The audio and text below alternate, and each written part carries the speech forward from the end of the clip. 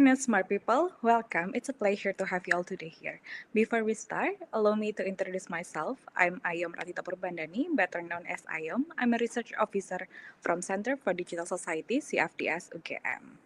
Smart people, I'm standing here to accompany all of you as the moderator for today's discussion. Welcome to the Digital Future Discussion 123rd edition, where we will delve into the topic from digital harm to digital good, centering humans in the digital age. Today's panel discussion is jointly hosted by the Center for Digital Society, Universitas Gadjah Mada, and the Manchester Metropolitan University. This event is a part of an ongoing partnership between our institutions, which began in 2020, where we hosted several discussions. Since then, UGM and MMU have continued to share commitment to critical, justice-oriented research on the digital transformation of the society. To give you a little insight about today's event, Digital Future Discussion or Diffusion is a monthly forum conducted by CFDS where we discuss interesting issues related to digital world. Starting with the several speaker presentation, the speakers will present their writings or the research which the participants can later review and discuss together. So before we jump into the main session, I would like to give you a brief information about the topic that we will discuss today. As we all know, digital world have reshaped how modern society works. However, although that this platform has brought a lot of positive changes, they also carry serious risks and threats. These platforms carry hidden costs such as inequality, algorithmic bias, and discrimination, and also exploitative systems. The problem is that creators of these platforms we will explore how technologies can amplify bias, transform inequality, and stereotype data. So, with all this introduction, here's the today's background. Another information about today's event is all that all participants are encouraged to actively participate by sharing their views on the topic and asking relevant questions in the discussion later on. It is worth noting that the best question will be rewarded a prize in the form of CFDS. We will also be giving out a certificate for the participants who participate until today by filling out the attendance form that we give at the end of the discussion.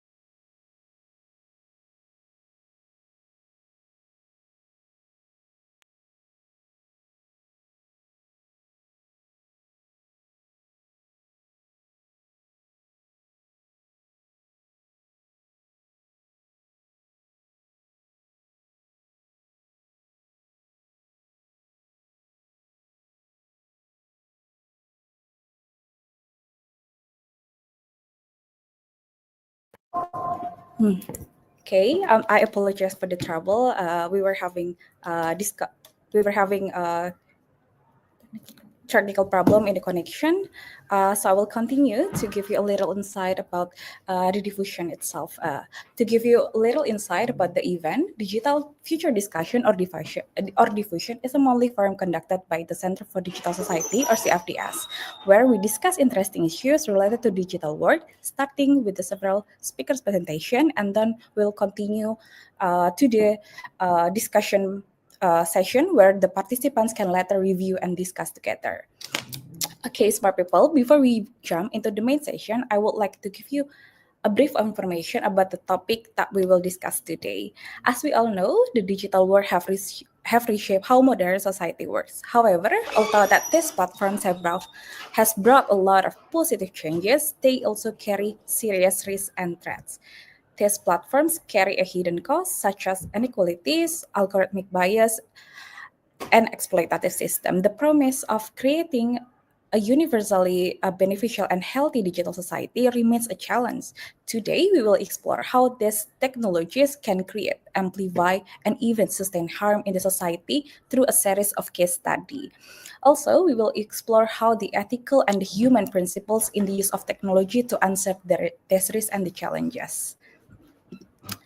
Another information about today's event is that all participants are encouraged to actively participate by sharing their views on the topic or asking relevant questions during the discussions later on. It is worth noting that the best question will be awarded a prize in the form of e-wallet from CFDS.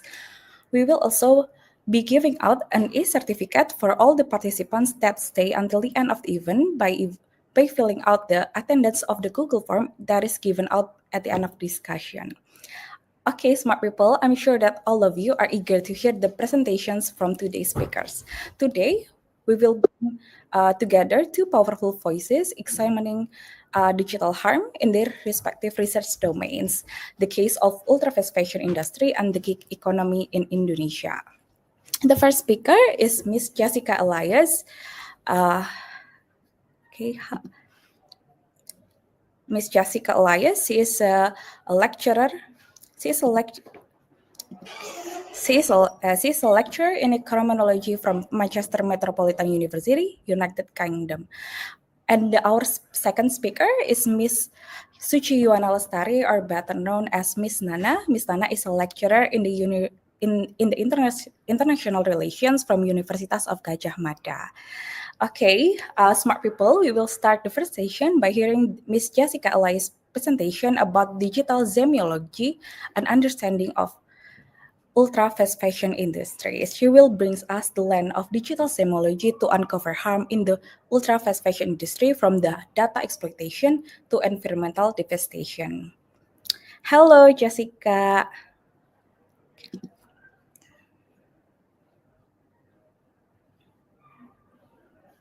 Hello. Thank you so Uh, much for having me. thank you so much for joining us. Also, uh, thank you so much for taking the time to join us today as our speakers. How are you doing I'm today? doing very well, thank you. I'm very excited for the session. Okay. It seems that all the participants here are really excited to hear your presentation. So when you're ready, the time and stage is yours. Amazing. Can I just get the slides up when that's ready? Okay.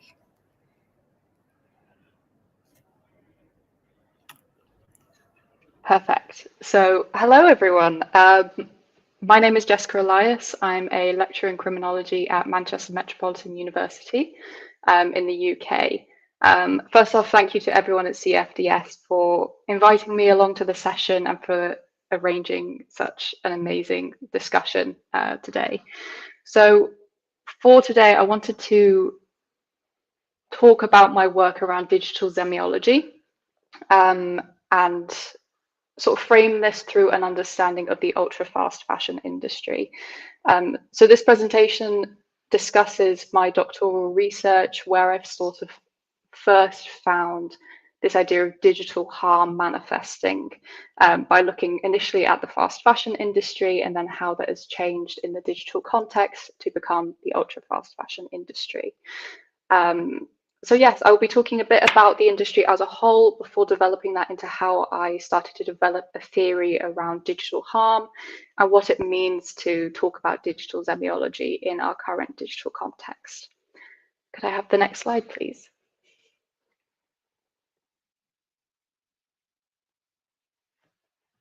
Thank you. So, as I said, the first sort of way that I started looking into digital harm was through the fast fashion industry. So, as an industry, this has become sort of the pinnacle in terms of garment manufacturing and consumption since about the 1990s. And the fast fashion business model is upheld by three key pillars, and that is a high product turnover, constantly having lots and lots of new products, low production costs in terms of manufacturing and agriculture, and having quick response times, that being very much quick to respond to new trends when it comes to clothing and garments, and all of that combining as well to constantly reflect a incredibly low price to consumers. And the fast fashion industry has risen to dominance in the last few decades and has become the main clothing companies that we see when we go shopping, especially sort of international companies such as H&M and Zara, Uniqlo, where they're producing lots and lots of clothing constantly. But when I first started looking at the fast fashion industry, I started noticing that there was a difference between those companies that we typically see in shopping malls, on the high street, and this new sort of wave of clothing manufacturers that I was seeing around the digital sphere. And so what sets these new companies apart is that they now have a complete focus on e-commerce. They tend not to have physical retail shops, but all of their business is done online.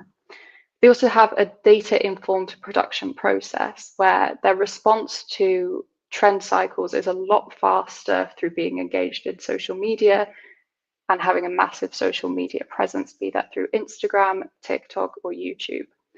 And of course, then we have the rising in terms of targeted advertising in the digital sphere and how that has become a really key pillar in terms of how these corporations market themselves. And those are corporations that are becoming massive, massive names in the industry, and it very quickly rose to dominance when it comes to clothing consumption and manufacturing. And those are companies like Shein, Pretty Little Thing, Boohoo, Fashion Nova.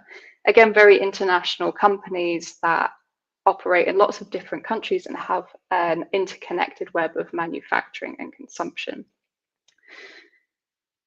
And so when we start talking about fast fashion and ultra fast fashion, we have a lot of information regarding how harmful the industry actually is. And a lot of that comes from fast fashion because it's been around for a lot longer and has been in sort of the public consciousness and an area of critical inquiry for a lot longer as well. So when it comes to the environmental harms of the industry, we see these harms go right from the agricultural sector all the way through the entire life cycle of the product. So the emphasis on massive manufacturing means that the agricultural industry uses a lot of pesticides. There's massive resources in terms of land and water just to create enough raw material to produce enough garments for the industry. In the manufacturing side, there's massive resources used in terms of electricity and water again in the producing, dyeing of garments and the fabric cut-offs that are part of that process as well, all the different little pieces of fabric that don't become the final product and are disposed of. There's the transportation of the garments themselves, often traveling thousands and thousands of miles around the world to different consumers, to different stores, to different factories, all as part of that consumption process. And then we have the end of the life cycle of the garment, where once this is disposed of by consumers, these products often end up in landfill. Even when sent to recycling plants to recycle the garments themselves, there is not the infrastructure there to adequately recycle the garments. And so a lot of these end up in landfill.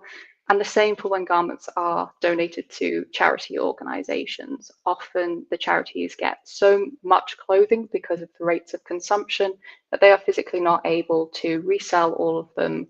And they end up as well in landfill, often in countries across Africa. There's also massive harmful consequences for workers' rights abuses and the labour violations of the garment workforce themselves. There's reports of very high rates of depression and anxiety and exhaustion among garment workers as they are constantly overworked, working exceedingly long hours beyond labour regulations for very, very low pay, often below national minimum wages. To the extent that we find malnutrition is very common among garment workers, as the cost of sustaining a healthy diet is often more than they are paid by the garment manufacturers themselves. And so we start looking at the well-being as well of garment workers and how all of these factors massively impact the quality of life that garment workers are able to sustain.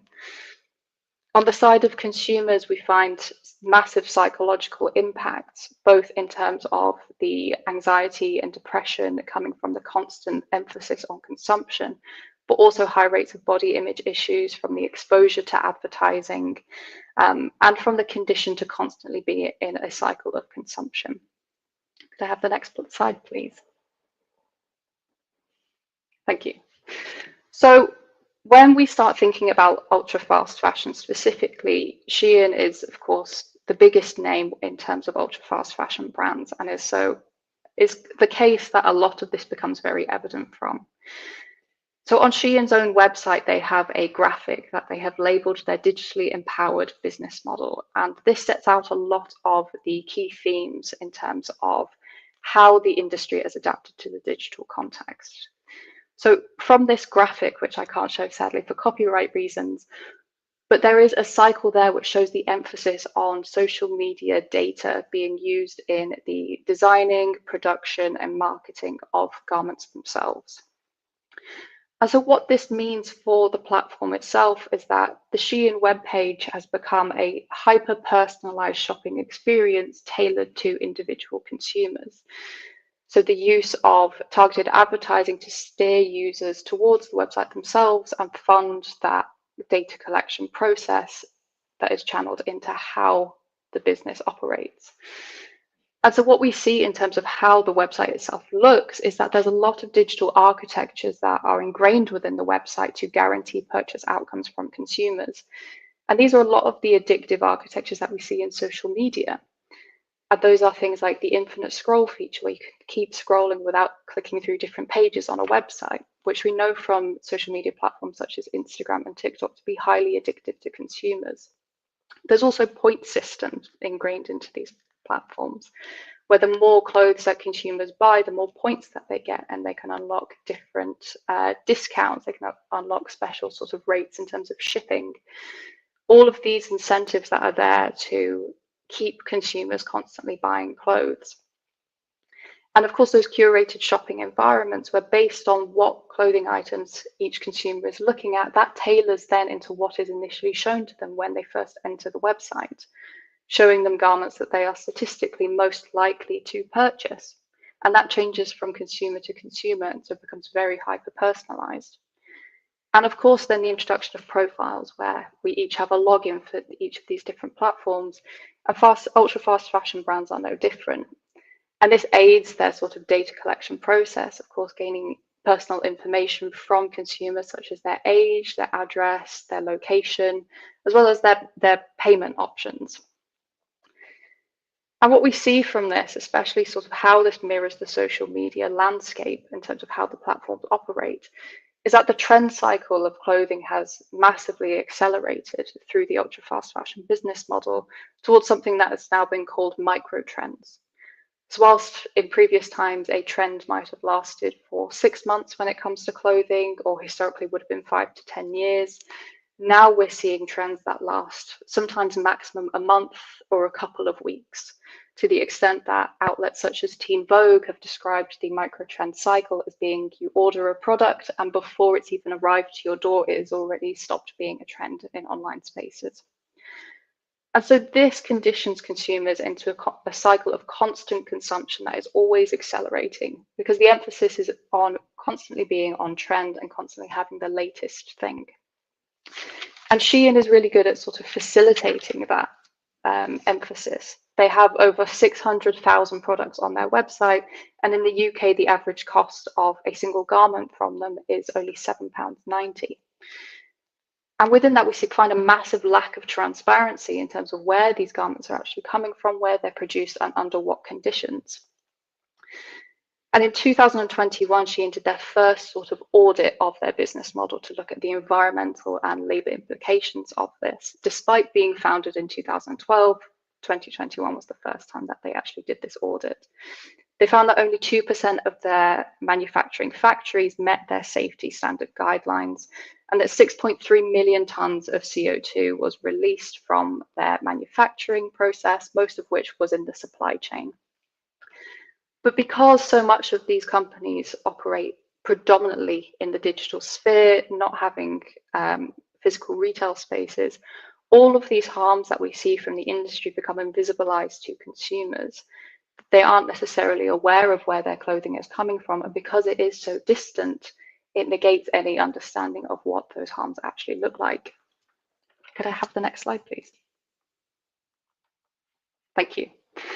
So what we see from this is that the ultra fast fashion business model is completely underpinned by this emphasis on gathering consumer data, collecting it and analyzing it. And now what this does is the process of data collection from consumers allows our personal data to be categorized into our most marketable traits and demographics.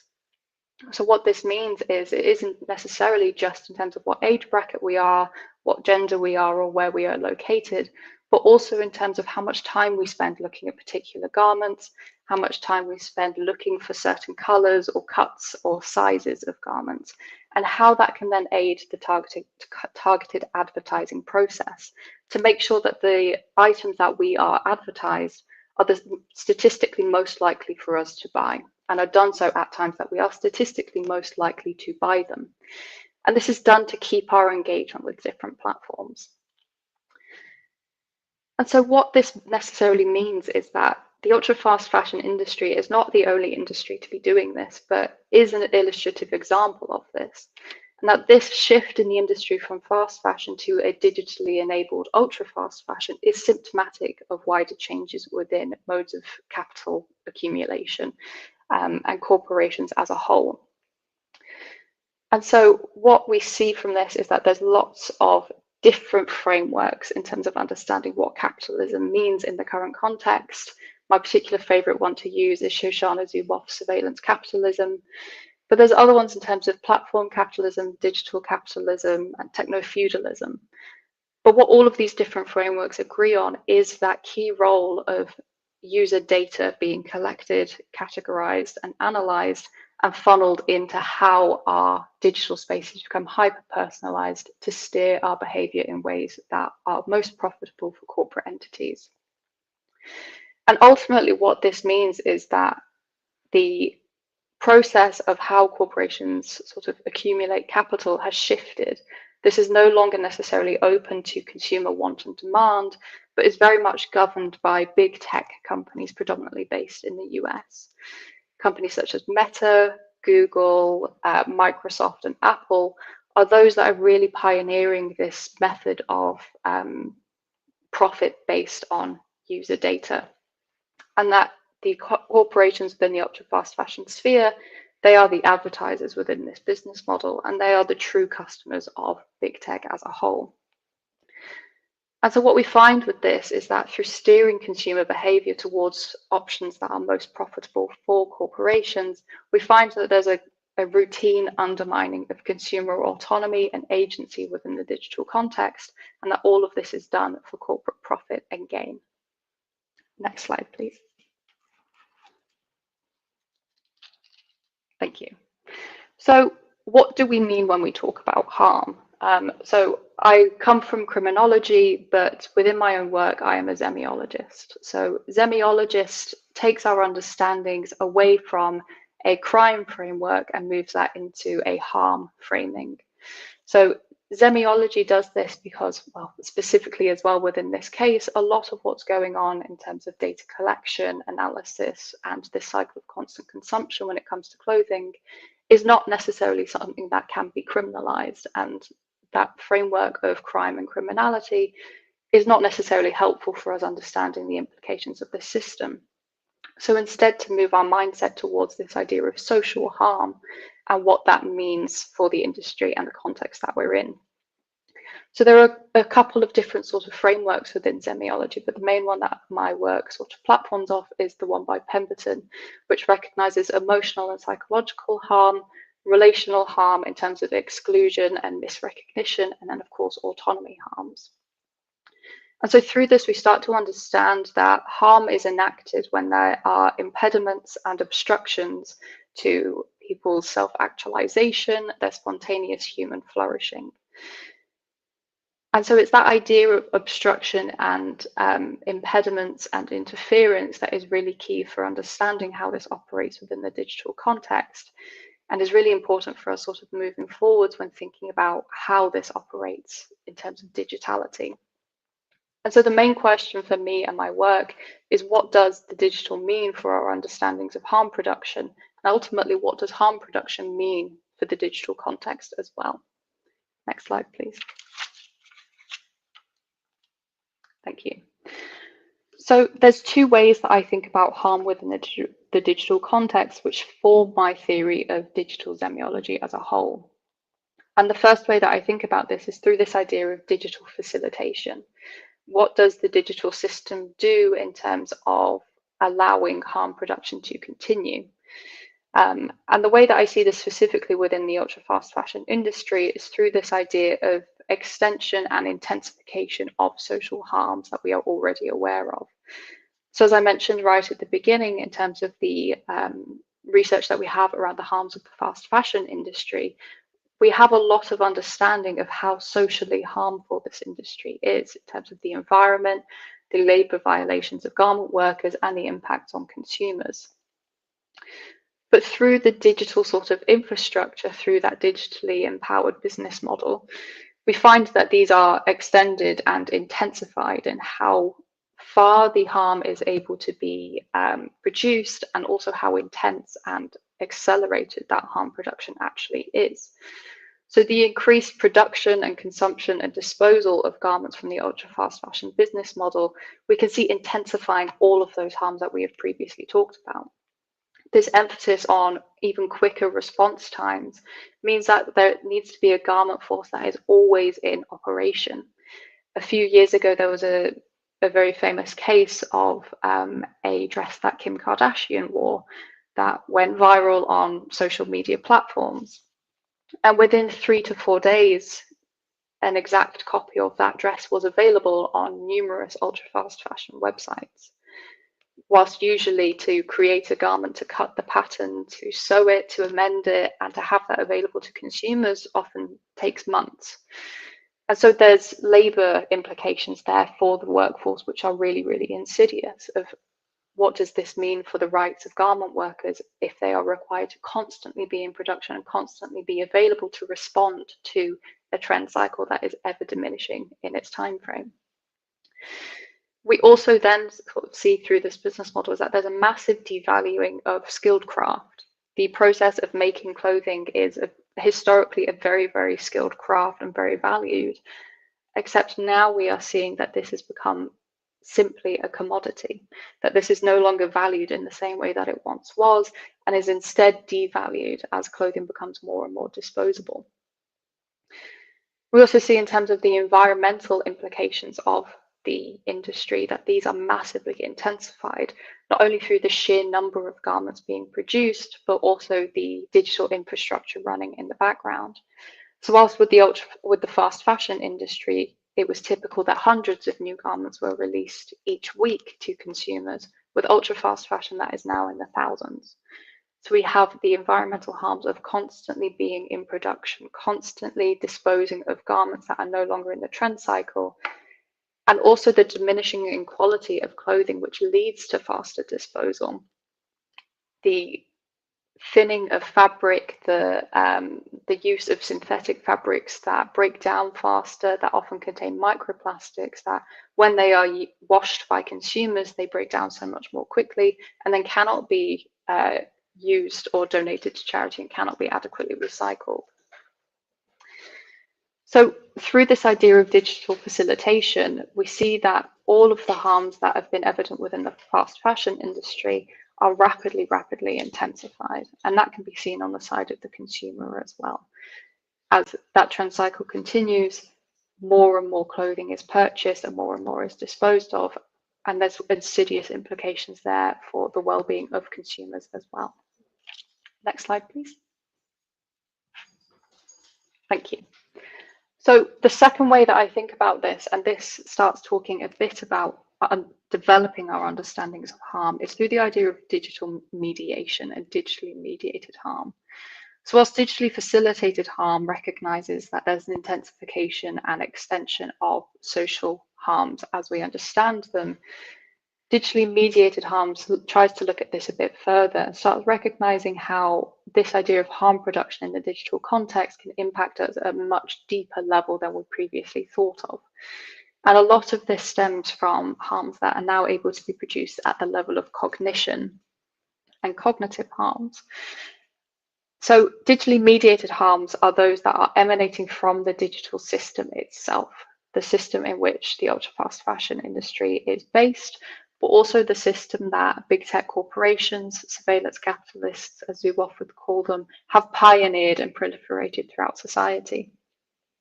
So one of the ways that I think about this is through that idea from semiology literature of spontaneous human flourishing, and questioning how far we can spontaneously flourish as humans within a system that constantly analyzes our behavior to serve prediction models, which serves to modify our behavior and steer our behavior in ways that are profitable for corporations. So how far can we be spontaneous? How far are we unpredictable within this realm if everything is constantly being captured about us all the time? And this really undermines, in terms of our identities, our ability to shift and change over time. What we see from this system is that the constant archiving of our digital data holds us to account for different facets of ourselves. We may have moved on from a certain hobby or interest, and yet our digital architectures know that those things are profitable for the corporations, so will constantly steer us back to them through digital targeted advertising, or through the granting or limiting of access to certain materials in the online sphere. Another way that I think about this is this idea of self-actualization being now obstructed through this hyper-personalized digital system. A lot of the ways that I think about this is that clothing is a really important sort of non-verbal form of communication and is really important for our self-expression. Often when I talk about fast fashion and ultra fast fashion and clothing, I like to sort of get people to do this and rub their clothing against their skin. And it's not often that we think about how close these garments actually sit to our skin, and that not many things do for throughout our lives. And that it starts to sort of question that if we are not the ones deciding what sits so close to our corporeal selves, or how we communicate who we are in our everyday lives, what is the implication of this for how we understand our identity, how we start to form that within the digital context, and what that means for self-expression moving forwards. But ultimately, within this system, what we need to recognize within digitally mediated harm is that harm production is now an embedded element of the digital system and of capitalism as we now know it. Surveillance is now a key tactic and mechanism in the generating of profit for big tech corporations and many of those around the world. And that this is so ingrained that we see this reflected in big tech profits as well. In previous years, of course, corporations like Alphabet and Meta report their sort of profits in the billions. But what we find from year to year is between 80 and 90% of those profits directly come from advertising through their digital spaces and through their devices.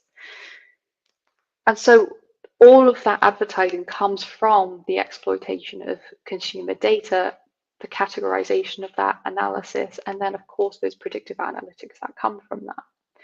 So within the very mechanisms to generate profit within this system, we find that undermining of consumer autonomy and agency. And the fact that this is also done predominantly without user awareness of that system taking place. We might be passively aware that an advert that we're seeing is targeted towards us, but it's very rare that we are aware of the underlying mechanisms that are in place producing that output, and how that is a system that is constantly running in the background whenever we are engaged with a digital device, but also when we are not, both through the device's sort of material presence and through the constantly running digital system that runs in the background of everything within our current context. Next slide, please. Thank you. So to sort of round this off and give sort of a brief summary in terms of digital semiology, there's a few sort of key pillars that we need to recognize about the digital context to start understanding what this means for harm production. So what we see from this, and it may be a very brief sort of case study in this regard, but we can sort of see this in lots of different industries as well, is that the digital as a concept, as a context, forms an obstruction and an interference in human agency and autonomy. And precisely in the way that we find within market transactions that there is now a sort of a manufacturing of perceived autonomy within marketplaces, the way in which consumers feel as though they are being autonomous, despite understanding that true autonomy within those spaces is constantly being undermined. And so there's an insidious sort of quality there in terms of how this hidden influence manifests and is able to manufacture that feeling of autonomous choice within users at the same time as routinely undermining it. And this hidden influence, as we can sort of come to understand it in terms of that surveillance operating in the background, this forms a constant obstruction to cognition, to our autonomy, not just at a social level, but at the very level of cognition and how we start to think about autonomous choices. The way in which our behaviors are steered and our choices are governed to us by the surveillance mechanisms in place means that autonomous choice is undermined right from its very conception. We also need to recognize that the digital intensifies and extends those social and environmental harms that we see in the ultra fast fashion industry and many other industries around the world as well. And that it's that through the digital acceleration that these are constantly in proliferation and constantly continuous in their production of harm. But ultimately, what we need to recognize is that the digital is a system. But there is a emphasis on recognizing the digital as simply our devices, simply as something that we can turn our devices off and disengage from. However, this is not necessarily the case, and the fact that in terms of resisting digital architectures themselves, our disengagement is only ever a short form sort of activity, as that digital system is constantly running in the background and is always something that we must return to if we want to participate in current society. So within that, there's a key sort of undermining of user autonomy within the digital sphere, dictating how far we can disengage from the digital and also who has the luxury to actually disengage from this. So ultimately, digital semiology seeks to be a recognition of harm specific to the digital context in a way that semiology and criminology has not ever done before. So as an original contribution to the field, the aim of digital semiology as a theory is to provide the tools for us to understand, critically engage with the digital context, and ultimately, hopefully, inform tactics of resistance and understandings of resistance so that we can learn to protect human cognition, agency, and autonomy in the future. Thank you very much.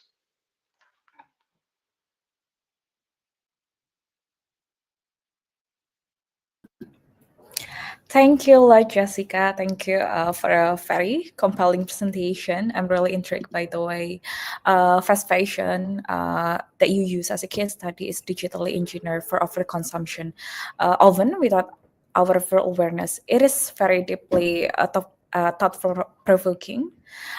So you introduced us to the framework of digital semiology, a lens that the shifts focus from seeing it as a crime to harm, and how you center the presentation around how ultra fast fashion industry on how it leverages surveillance, predictive analytics, and addictive digital architecture to fuel overconsumption.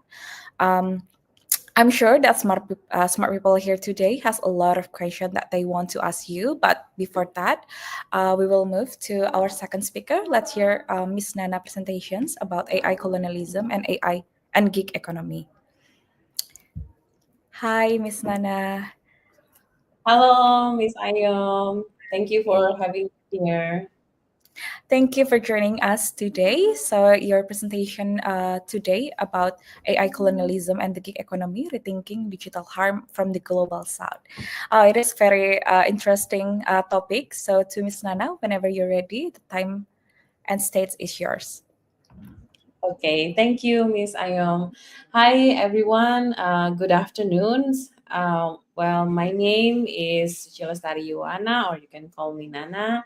And in today's talk, I would like to invite you to think with me about the concept of AI colonialism. And I think it was also part of giving more varieties of rethinking about digital harms. How can we reframe digital harms? And I really appreciate Jessica, our previous speaker, who already introduced us to this concept of digital semiology. And I think in this talk, I would like to particularly discuss about gig economy. While Jessica was discussing about ultra fast fashion industry, and in my talk, I would also like to add another sector, which is on the gig economy. And I would like to give a bit of more different lens, which is from the global south lens. So I hope this talk is also having more resonate beyond Indonesia, because I take the case in Indonesia, and this talk is actually rooted from my research, PhD research in Indonesia. But I hope it's also bring more resonate to different countries and different states in global south, like from Kenya to India to Argentina, and also to Philippines. What we are actually grappling right now is how the uneven consequence of these digital transformations. Can we go to the next slide, please? Okay. Well, let's start with the basic discussions or basic questions that Jessica also raised in her talk about what do we mean by digital harm. Well, in this talk, I would like to add more on the global south lens. But first of all, I think it's very important for us as well to discuss what do we mean by the global south here.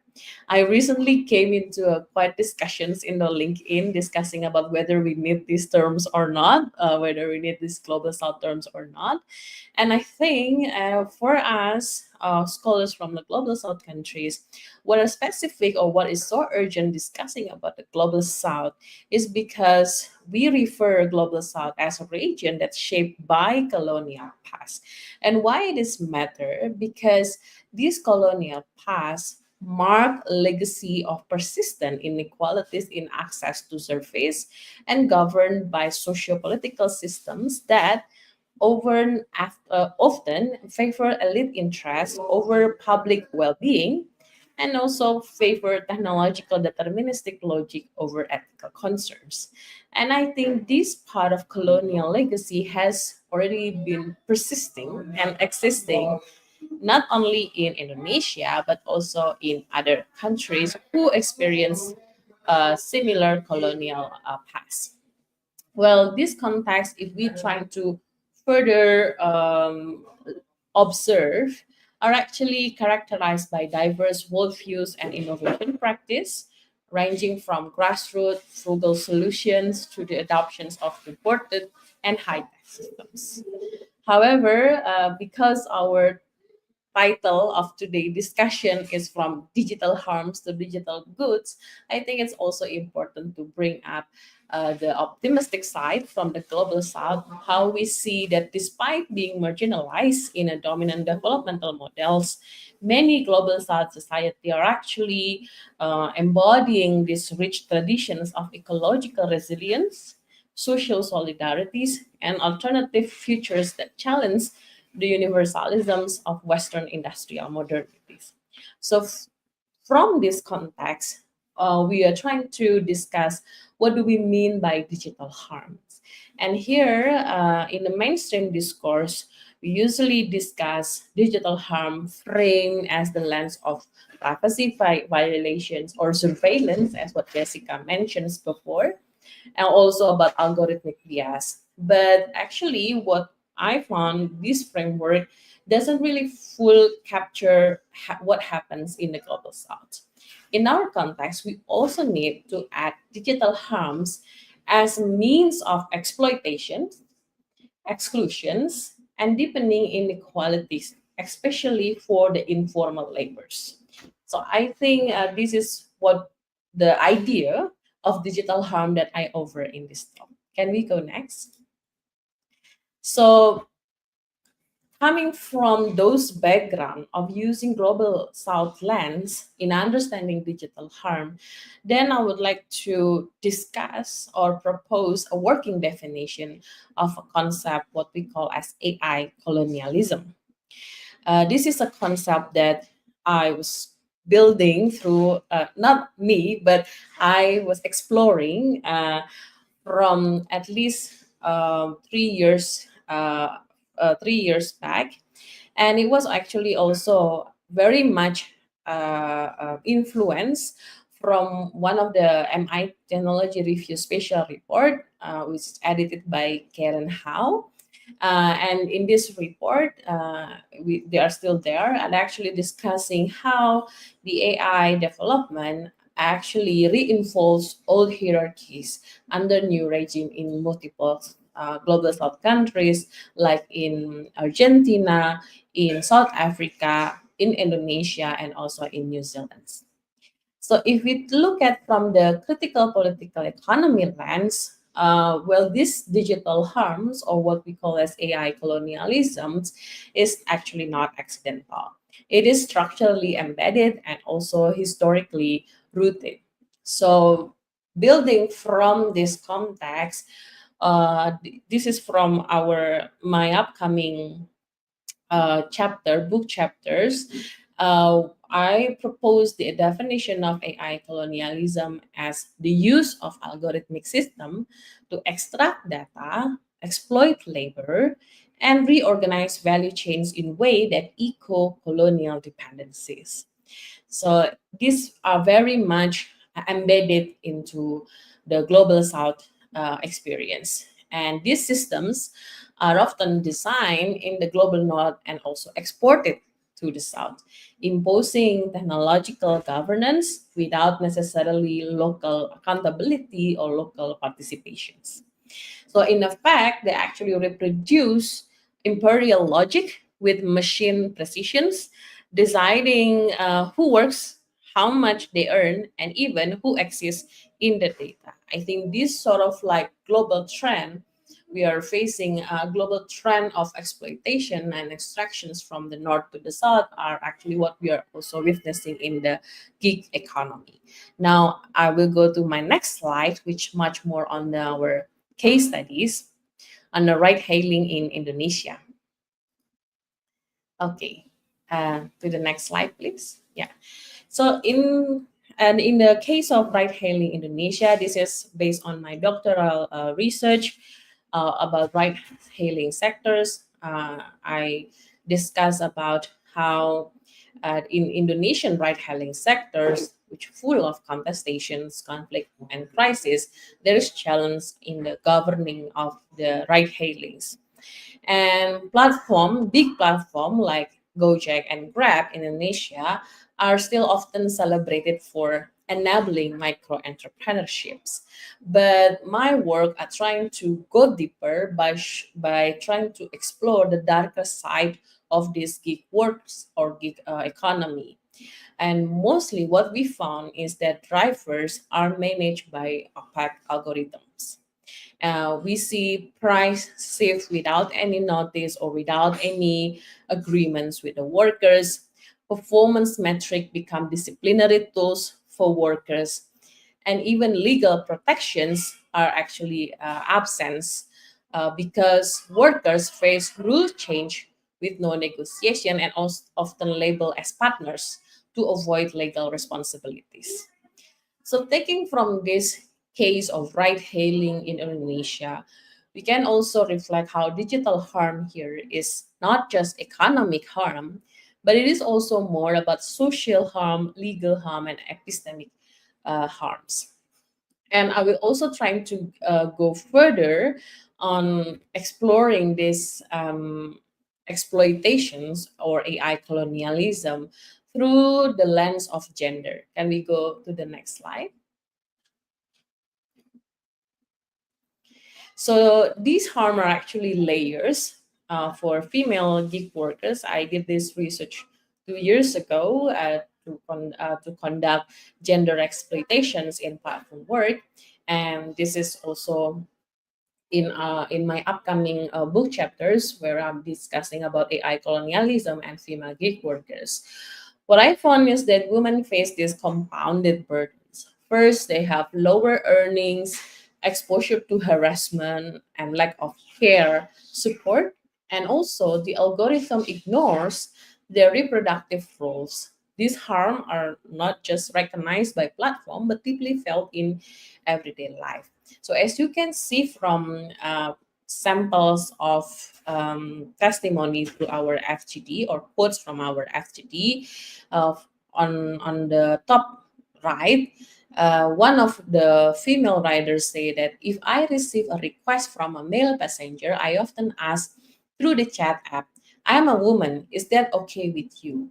And that is something that male driver will never do because mostly based on the experience of female driver, they're having more cancellations. Most customer will cancel their orders, especially for passenger service, because there is sort of like patriarchal culture in Indonesia that somehow makes men hesitated to be drove by women in a motorbike. So that's why women driver has more cancellation rate in compared to men drivers, and this is something that the algorithm can't really see the struggles in everyday levels.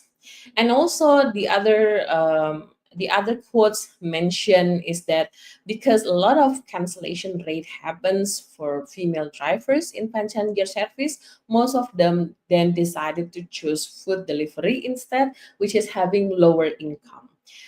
Because they only paid for one order, while for the passenger taxi, they will be paid for per kilometers.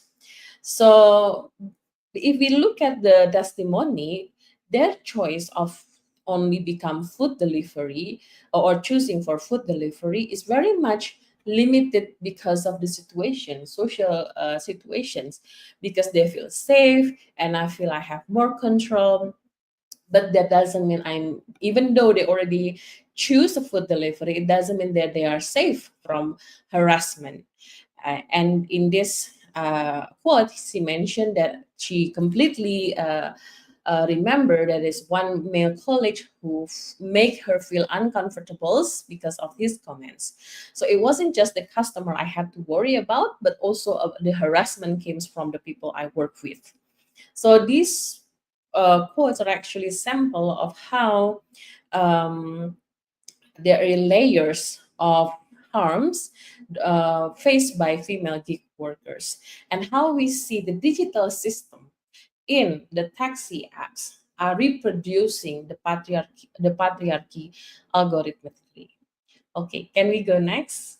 So that after we look at the digital harms in the gig economy, as what Jessica mentioned before on digital semiology, harm is not only experienced, but it is also resisted.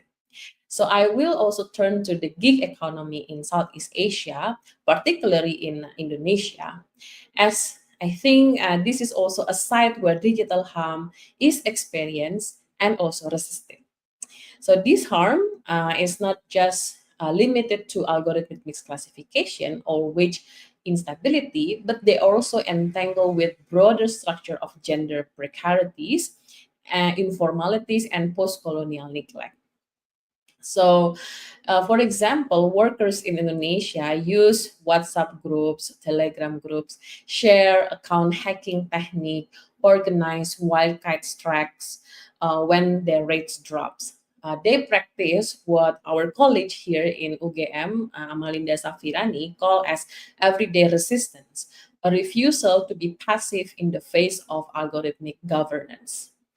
And in our current shadow report for platform work in Southeast Asia, that just, I think it was just released a few days ago, and it will be presented by the International Alliance on App-Based Transport Workers next week in the International Labor Conference in Geneva. So we documented around 30 members through surveys and also FGDs. And what we discuss in this report is that how these protests, everyday protests, are actually spontaneous. Some of them are spontaneous, but some of them also coordinated. But all are actually reflecting what we call as everyday resistance and the world remaking in the context of a global south. Because here, resistance is not only reactive, but it is also world remaking, relational, and also restorative. What do we mean by world remaking here is that how these resistance are actually giving a different point of view to understand the context of everyday dynamic in the post-colonial countries. Can we go to the next slide? So, discussing through digital harms now, what I want to rethink or reflect on what do we mean by digital goods then. I think if we want to discuss digital good in the context of global south countries, to have more like a pathway to find it, we need to look at the digital good from the margins. Because first of all, most digital harm are systemic and ongoing within these colonial hierarchies in global south countries. So in that sense, digital good will mostly often emerge from the margins. And I think, unlike the dominant narrative that frame digital good through policy reform or maybe techno ethic, here I would like to propose how we could also materialize digital good in everyday act of mutuality and adaptations. So my upcoming research on gender exploitations, AI colonialism, and gender exploitation of platform work, for example, show how drivers organize safety zone, form women-only network, and share technical hack to make platform more navigable. This act of creating safety zone and technical act is very much embedded into everyday level of actions, everyday level of activity, which are not mostly globally recognized through our own eyes, but we need to look at more seriously and have more attentions to the margins. And mostly these acts do not fit easily into mainstream category of innovations, but I think in this sense, we can consider them as a relational infrastructures rooted in care, reciprocity, and survivals. I mean, if you are interested, I can also discuss about what are the example of this everyday resistance and everyday solidarities in practice, maybe later during the discussion sections. So I think to conceptualize it, such practice align with Ostrom's idea of commoning, but also with feminist infrastructure of resistance. So digital good is not simply the inverse of harm, but it is a collective project of repair and autonomy from outside the purview of the platforms. Can we go next? So I will also discuss in my work on pluralizing the future of digital. Uh, Pluralizing the future of digitals, here I argue that digital transformation must begin by listening to different ways of knowing. So I did this research in 2022 and published in 2023. What I was trying to find out at the time is how can we imagine more pluralized versions of the future of ride hailing in Indonesia. So in this figure, at the top figures, there is actually three main narrative of the futures that are usually discussed through the media or through the mainstream discourse. However, through this research, we were able to unpack more alternative, more marginal imagination of the future of uh, um, ride hailings. So, in this sense, what I have more reflection is that um, we need to understand that gig workers are also live in the plural rationalities. They actually involve religion, kinship, community care, all while they are navigating the algorithms. And these are not contradictory, but I think the idea is how can we see it as coexisting logics. So from trying to explore this multiple scenario of the future of ride hailings, we were able to then map 19 criteria that are actually representing a diverse perspective from workers, company, policymakers, which we have in this four category: economic, government, regulation, social, and technologies. So I think following to the Escobar, for example, in this sense, we also need to think about epistemic multiplicities. The idea is we also need to decenter the logic of Silicon Valley or Silicon Valley epistemologies to accommodate the knowledge of the global South. So, in this sense, I think what I want to reflect is that futuring digital goods also require embracing polycentrism, not as diversity for show, but as foundational to justice. And it's not about building better platform, but radically reimagining what digital infrastructure should solve. Okay, can we go next? So I will go to my um, idea of restorative pathways to move. How can we move harm to hope? But I think this is very much still debatable and open to discussions. At least there are three pathways. First is participatory algorithm designs that include workers' voice, and second, gender sensitive platform that recognize reproductive times, and also third on a platform cooperative. I think these restorative pathways seek not only to reduce harm, but to redefine relations of labor, data, and powers. And if we look at from critics of neoliberal social reproductions, we must also build platforms that recognize care labor as integral, not peripheral to digital economy. And restoration here, what we mean is not remediation, but it is redesign of intents. It requires listening to those most affected and co-creating systems that honor dignity, sustainability, and shared control, which very much align to the title of our discussions today on centering humans, yeah, in the digital age. Okay, can we go to the next slide? I will share my reflections. Okay, so overall, I think there are three reflections that I would like to propose as point for discussions. First one is how AI colonialism in the global south is not just a metaphor. It is actually a lived reality that shape how people labor, live, and resist in the global south. That's why I think global south is very much matter for people who are experiencing this past or even recent colonial experience. It governed through invisibility, disposability, and algorithmic commands. But it is also being resisted every day. AI colonialism doesn't mean it is something that perpetuated that everyone agree about it, but it is also something that resisted every day.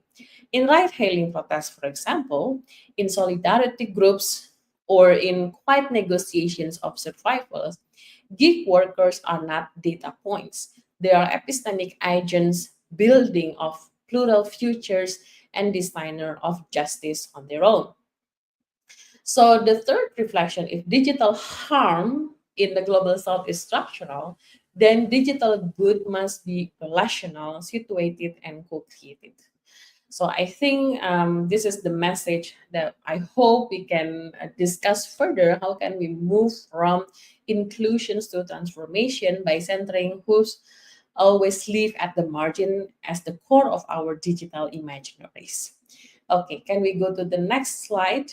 This is one of our key takeaways from uh, my last research on pluralizing future of digital technology. So futures imaginary are never purely about particular technology, but more about values and expectation of technology to fulfill. The study case in Indonesia show how non-technological aspect more prominent than technical aspect in the articulated socio-technical imaginaries. Thank you very much. Looking forward for our discussions. Thanks a lot, Mrs. Nana, for the presentation. It was very thought-provoking as presentation. I personally myself really intrigued by the idea of the concept of AI colonialism, and from the materials that you present, we have a lot of things to learn. The first thing that Ms. Nana explored how digital label platforms such as rehailing apps are very deeply entangled in algorithmic governance and the AI colonialism, and the illustration of how these systems are not just neutral technologies, but rather carry a lot of old hierarchies under the new regimes. And building from her work on the pluralizing urban and digital futures, Ms. Nana emphasized on the workers that already live in the plural futures. It is very grounded in relational ecologies and the local epistemologies, advocating for the decentralized Silicon Valley epistemology and recognizing the knowledge of system of the global south. The presentation itself is very interesting. It invites us, it challenges us to radically imagine what digital infrastructures are for and whom they serve. And in short, digital good is not just about building the better platforms, but also redefining the foundations of the design of the governance and the also care itself. So, smart people, what we have just heard are the two critical complementary frameworks that challenge how we understand the digital infrastructure. From Jessica, we see how harm is baked into digital capitalism, how digital capitalism is breeds ecological and psychological harms through fast fashion and data-driven consumerism. And from Ms. Nana, the presentation reminded us that the algorithmic infrastructures behind labor platforms are not just technological, they are colonial, gendered, and deeply unjust. Thus, challenge us to radically imagine that the digital features that center justice, plurality, and care. Both perspectives urges us to stop treating harm as accidental or peripheral. Instead, we must recognize that harm is often the product, not the byproduct of the digital design. As we have heard about the topic, we would like to hear from the participants after this. We will now move to the discussion session. We have many questions coming through YouTube live chat, and the next session we will pick several questions from the speakers to answer. Okay, oh, there are a lot of chat coming in. Okay, that okay. The first question is from Anna from UGM. Thank you for the question. She asks, how can we as a consumers navigate these harms when one of the biggest issue lies in the algorithm of the platform? So, Jessica or Miss Nana, which one of you would like to respond first? Jessica? Sure. I think it's complicated. I think it's a very big issue in terms of awareness of these harms. That a lot of these systems they're invisibilized. A lot of their operations are black boxed away from our understanding. We don't understand how these digital systems actually operate. And so it is difficult to sort of navigate these harms if we don't truly understand how they're operating, how they're being produced, and in what ways they are fully impacting us.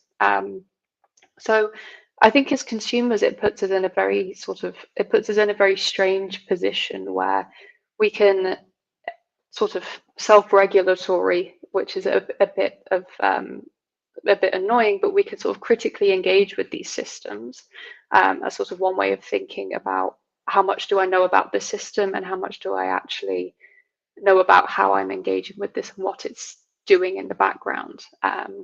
Sort of the general thing, if you go on a website and you just click accept all to cookies, internet cookies, which is, it's a very accepted sort of thing to do, but sort of having that sort of critical step back and thinking, well, what does that actually mean? What's the implications of that? But the other thing I think is in terms of understanding what resistance means in this context.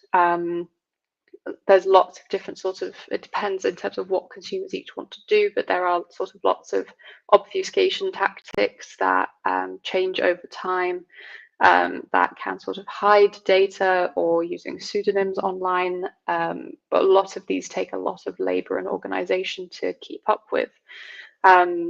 So I think for me, the main thing I tend to emphasize is that idea of critical engagement, learning about these systems to inform ourselves before we just openly engage with everything. Okay, thank you, Jessica, for the answer. That reframing itself is important. Yeah, the critical engagement toward the system is the biggest issues here. So instead of taking technology as granted, we have to take a critical step back to understand how the system works, how the design works. Okay, thank you, Jessica, for the answer. So, Miss Nana, would you like to add to respond? Yeah, thank you, Miss Ayom. I think it's very important questions. Yeah, if I try to bring the global south lens, for example, Mhm. one of the trap here is that the relation is asymmetrical. Yeah, mostly the relations between the platform, the algorithm, and the consumer are very much asymmetrical, are very much exploited in the sense. So I think what I learned is that we need to understand the situation first, that somewhat we are also being exploited, we are being oppressed. And I think my the first step that I would suggest is that when Anna mentioned how can we as consumer navigate this harm, is that we need to reframe it not as we as consumer, but how can we should also have the understanding or the awareness that beside consumers we are also citizens of a state, or e-citizens, global citizens, for example. And why this understanding of our role as citizen matter? Because if we only see ourselves as consumers, then we can only be, the players in the game without necessarily asking or questioning the rule of the game itself. But if we have this awareness as citizens, we then try to, have more awareness on the rule of the game, understanding the rule of the games, and then we have more idea, more power to questions the rule of the game itself. I give one example, which is also from UK. Actually, what I've learned is that there are a very famous case on Uber taxi in UK, which is Aslam versus Uber, and this case are actually from one Uber driver, which is Yasin Aslam, who are trying to get access to his data in Uber, and also who trying to challenge Uber, that he doesn't want to be classified as independent contractor. He wants to be classified as workers. And this legal case has been going on since 2016, and I think the last result was in 2021 or 22, if I'm not mistaken. And then the UK Supreme Court decided that Uber must recognize the driver as the workers. In this sense, I think the first step from Mr. Yasin Aslam is that he trying to see himself not only as a driver, or as a user of Uber platform, but he also understand his right as citizens to have protections. And in this sense, he bring up this issue of, workers classification. So I think to Miss Anna, and I think to all of us, we need to rethink how can we also have this citizenship awareness beside only accept ourselves as a consumers. Okay, thank you, Miss Nana. I think to answer what is the biggest issue, or what is the biggest issue in the digital harm is quite hard to answer when it comes to global south lens, because it's very layered issues here. And uh, I, it's important to highlight that the call to reterrorize the global south lines, it is it's very powerful, I think, because it's so us as a consumer, global south is just not a side of uh, not just a side of suffering, but it is also a side of resistance. So I think it's very powerful. Thank you for reminding us. So before we move to the next question from the participant, I also have a question for the speakers. So since because I'm curious with this, since both of you, Jessica and Miss Nana, talked about the highlight how digital system rely on feminized and racialized form of invisible labor. Uh, how Jessica mentioned earlier in the ultra fast fashion industry is relies a lot on the very on underpaid labor, and also on the body, on the psychological issue like body image and the on for a woman.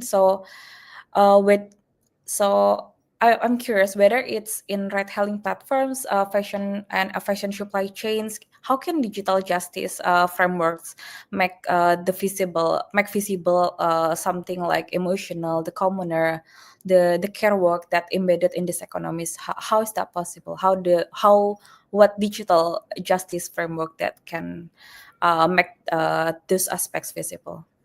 Will one of you like to go first? Will either one of you would like to go first? Miss Nana, maybe, or Jessica? Yeah, sure. Maybe in my research about gender exploitation in platform work is that what I learned, it also bring personal reflections to how I conduct my research. Yeah, because for example, if I want to find research materials about gig economy, I will be most rely on digital media, whether it is on the news or whether it is on the official documents, yeah, or even in the social media. And what I found is that when I only rely on this mainstream media, I miss a lot of voices from female workers, because we have to realize that the transportation sectors globally are man issues, yeah, dominated by man issues. So in this sense, for example, if I want to find, is there any sort of like um, driver organization, mostly the people or the person who came or appear in this news are men. So actually that brings my curiosity on the question, so where are the women in these transportation issues? And then that's motivate me to my research on gender exploitation platforms in the platform work. What I realized is that through interacting with these female drivers and also through observing their daily activities, there are different way of showing solidarities for women's.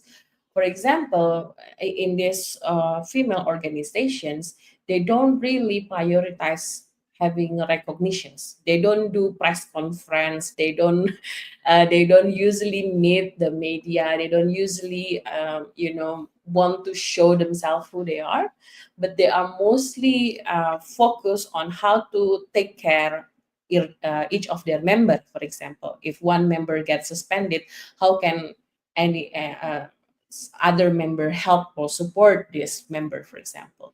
So in this sense, what I learned is that if we want to foreground emotions or also care work in our research about digital harms, for example, first, I think I have 2 points. First, we need to look other than mainstream media or mainstream news. This is very hard. I know it's very challenging, but we cannot only rely our data from this mainstream media. We need to find other uh, forms of alternative informations for this, including talking directly with them. And then that will go to my second point. What I also understand is that we want to foreground this care work, we want to foreground this emotion. we need to also think about the way we conduct our research. Right now, I think methods like participatory research or knowledge co-productions are very much suitable to invite these workers not only as the object of our research, but they themselves can also set the agenda of the research. They themselves can also set the arguments of the research. So I think I would say these two points. Yeah, first on finding different source than mainstream media, and second to make our research more knowledge co-production and participatory. Okay, thank you for the answer, Miss Nana. Uh, it is very it is a reminder for us also to that justice must include also care in the sense and how you uh, show and how you showcase your research by using the more participatory approach to produce knowledge that is pluralized. So yeah, thank you for the answer, Jessica. Is there anything that you like to add? Yeah, I think when it comes to justice, I love what you said in terms of participatory methods and centering the voices of those who are invisibilized within these systems. And I think that that really is the key message that needs to be sort of emphasized here. Be that in the realm of gig economy workers, in the ultra fast fashion industry, or as we keep seeing as well in terms of content moderation centers, AI training centers, all of the human labor workforce that is invisibilized, and how that is such, it's the biggest cog in the machine of the digital infrastructure that allows consumers in Western countries to completely ignore the the colonial structures that are in place that are allowing this digital system to continue to operate and continue to generate profit for a diminishing number of corporations based in Silicon Valley. And so I think that that's really, really important in terms of centering those voices. And it is really key part, sort of co-production of knowledge is should be a founding sort of pillar of justice moving forwards, especially with thinking about epistemologies and what it means in terms of our knowledge production. Um, for myself, being based in the UK, being based in a Western country, we constantly see that sort of that pitfall of where our knowledge is coming from and whose voices are being centered. And especially when it comes to news media about, be it the fast fashion industry or literally any other sort of industry in the digital system, we constantly see that those voices are sidelined. And so I think that that is something that needs to be a key pillar moving forwards. Yeah. Okay, thank you, Jessica, also for raising such an important point.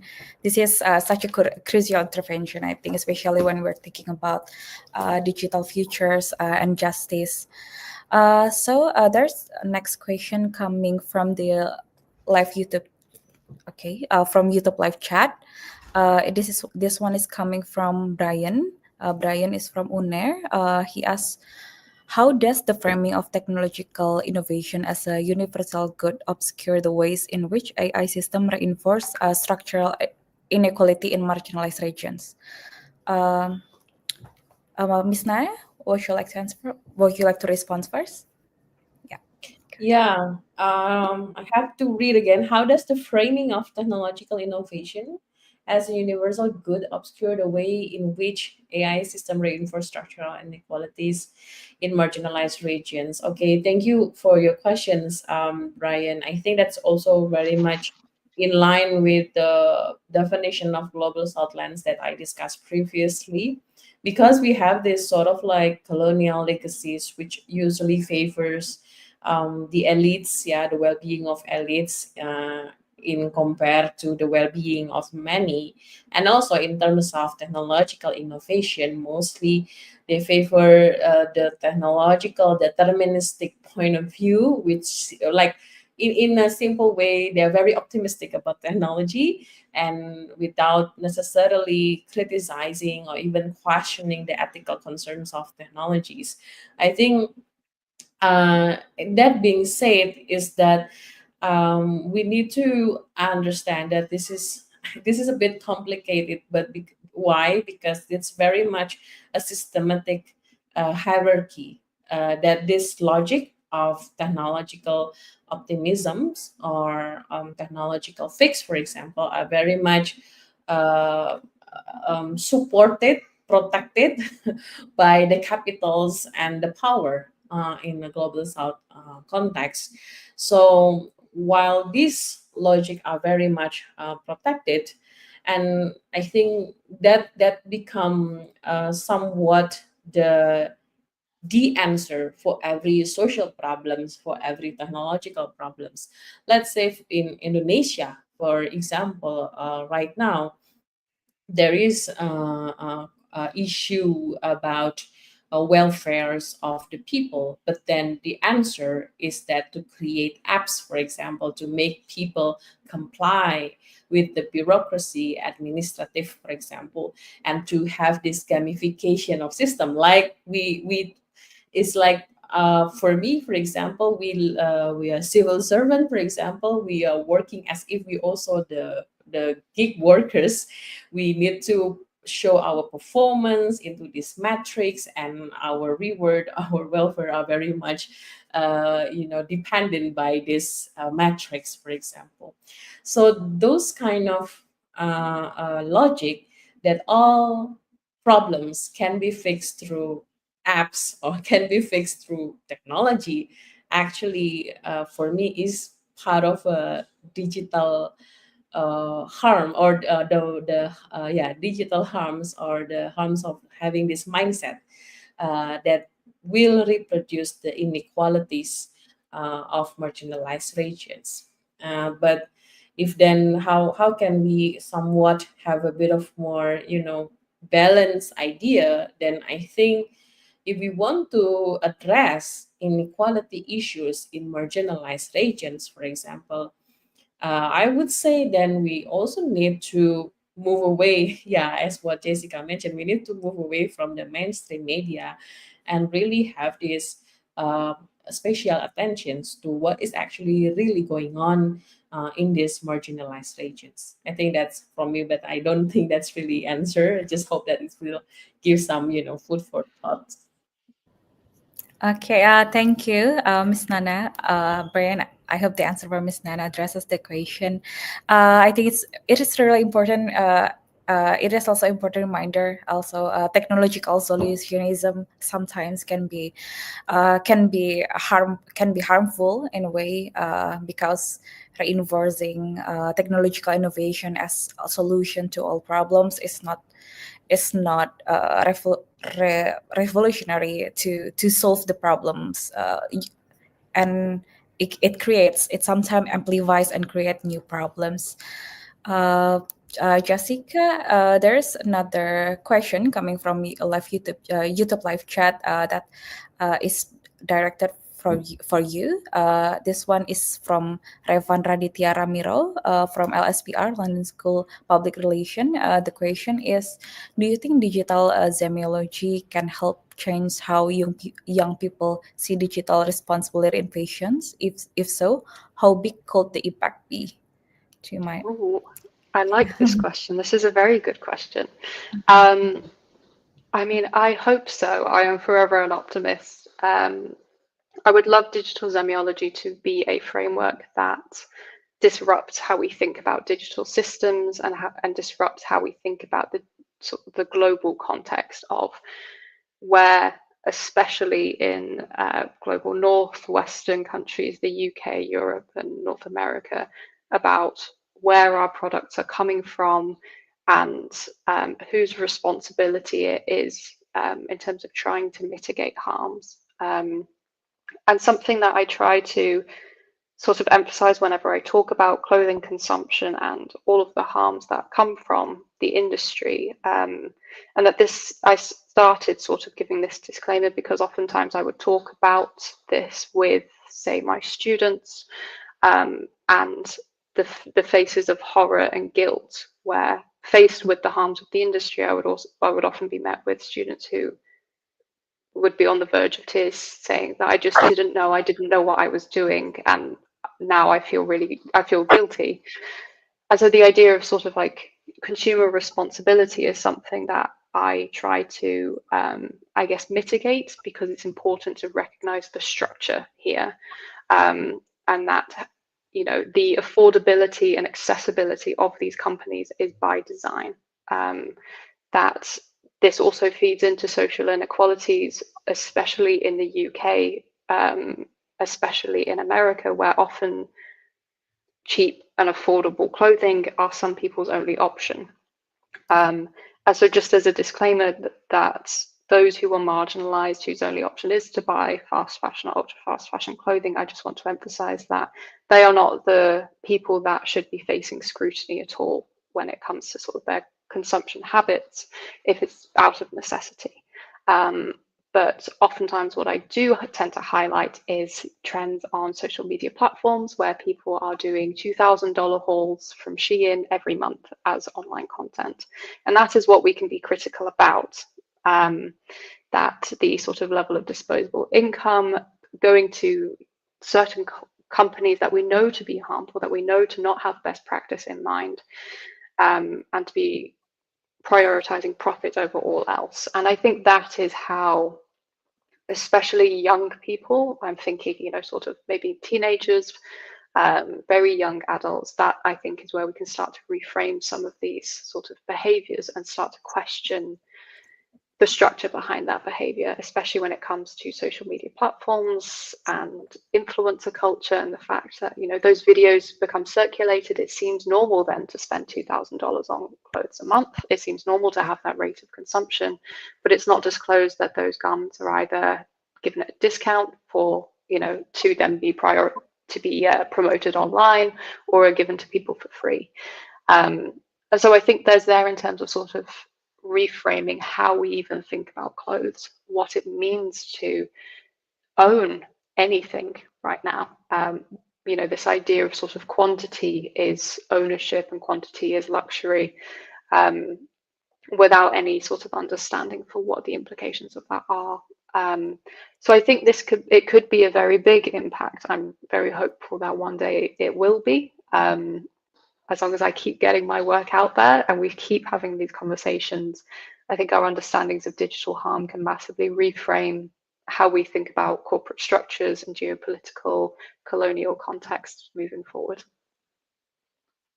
Okay, thank you, Jessica, for the answer. I think it's the framework of digital semiology can over as a critical reflections for young people, as a starting point to rethink, to reframe about the fashion industry that they're consuming and taken as granted.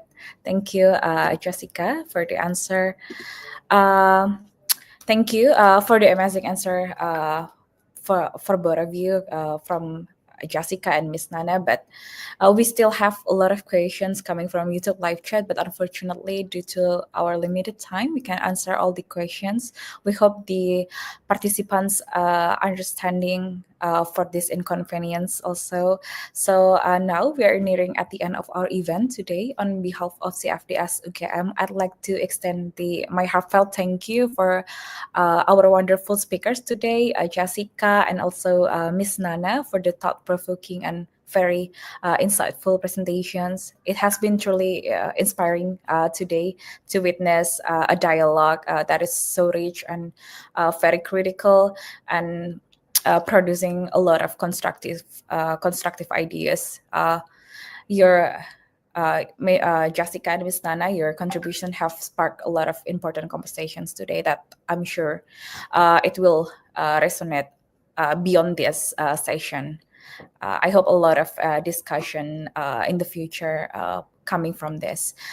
And also, I would like also to thank to all the smart people, our participants who have closely followed the discussion until the end. in this diffusion, we have also explored into discussion regarding digital harms. The presentations that is presented by Jessica and Miss Nana remind us that digital justice is not simply about the inclusion in existing system, but it also about radically rethinking about the system themselves, from the infrastructural harm to pluriversal design that is presented by Miss Nana, from the gender labor to AI colonialism. Today's dialogue gives us a lot of critical tools to challenge the dominant logics that's shaping our digital futures. By centering harm, gender, and epistemic plurality, we will begin to see what justice might look like, not only in the critic but also in the possibility. So I hope this discussion could bring new knowledge and insight to everyone here. I would like also to remind to all participants to claim your e-certificate by filling out the attendance Google form through ugm.id slash Difussion123. This link is also sent by our admin in the live chat. As I mentioned before, we will pick the best question for today's discussion. For today's best question, congratulations to Brian from UNER. Please check the live chat for the future instruction on how to claim the reward. Once again, Jessica and Miss Nana and us more people, thank you all for your participation today in the Diffusion 123. We look forward to future collaborations between UGM and MMU as we continue to ask these urgent questions about digital society, digital transformation. So have a wonderful day, everyone. Terima kasih dan see you next time.